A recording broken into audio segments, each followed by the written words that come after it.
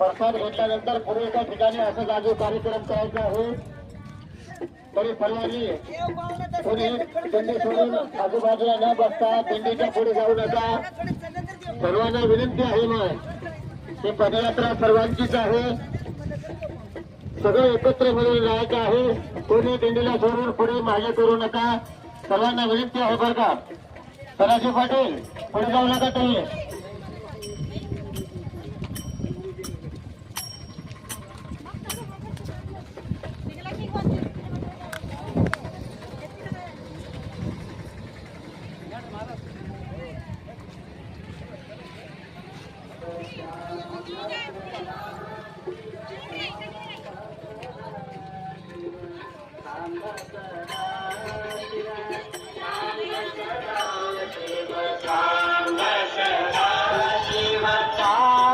सदा